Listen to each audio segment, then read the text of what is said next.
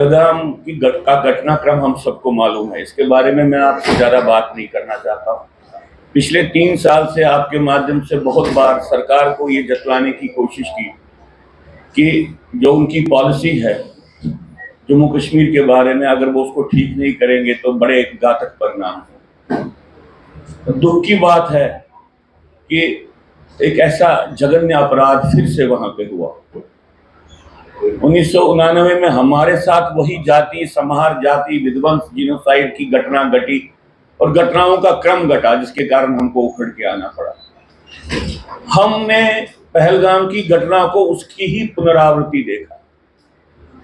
अब तो किसी के दिमाग में ये बात नहीं होनी चाहिए कि आतंकवादी किसको मारना चाहता है और क्यों मारना चाहता है, क्योंकि इस घटना के बारे में भी अगर कोई व्यक्ति अपने आप को झूठ कहे तो वो अपने आप को भी धोखा दे रहा है, देश को भी धोखा दे रहा है। भारत सरकार की तरफ से यह कहा गया कि ये सिक्योरिटी लैप्स है।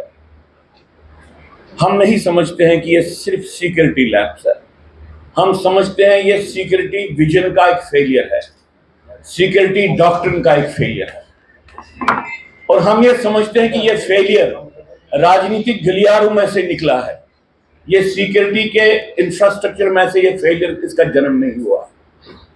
राजनीतिक सोच जो पिछले 10 साल जम्मू कश्मीर में भारत सरकार की रही है, ये घटनाओं का क्रम जो पहलगाम में अब आपके सामने आया है और आप बार बार जम्मू में इसको घटता देख रहे हैं, ये इसलिए है कि राजनीतिक सोच ठीक नहीं है।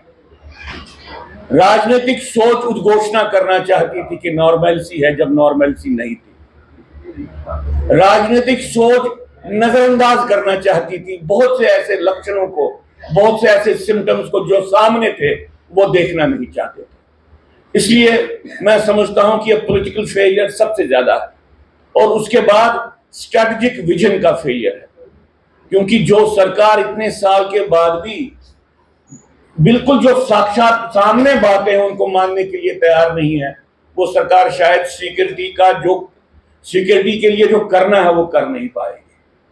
अगर भारत सरकार की बात को समझा जाए, वो कहती है कि पाकिस्तान ने ये किया, हम भी कहते हैं पाकिस्तान इसमें शामिल है, बुरी तरह से शामिल है, एक फ्रंटलाइन एक्टर के रूप में शामिल है।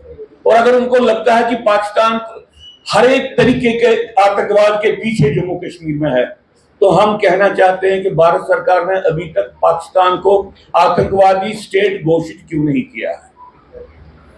आज आपकी प्रेस कॉन्फ्रेंस के माध्यम से मैं कहना चाहता हूं कि भारत सरकार को पहला जो नॉन काइनेटिक मेजर है, जो पहला करना चाहिए था, पहलगाम के जो हत्याकांड के बाद, जो मैसेकर हुआ इसके बाद, उनको पाकिस्तान को आतंकवादी राष्ट्र घोषित कर देना चाहिए था।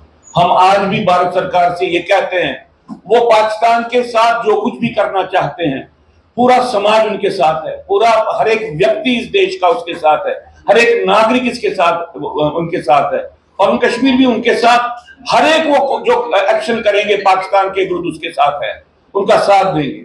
लेकिन हम उनको कहते हैं कि आपने अभी तक पाकिस्तान को आतंकवादी राष्ट्र घोषित क्यों नहीं किया।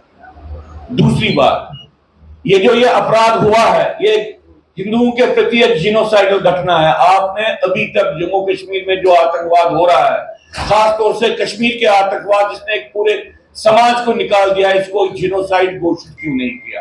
ये हम दूसरी बात कहना चाहते हैं।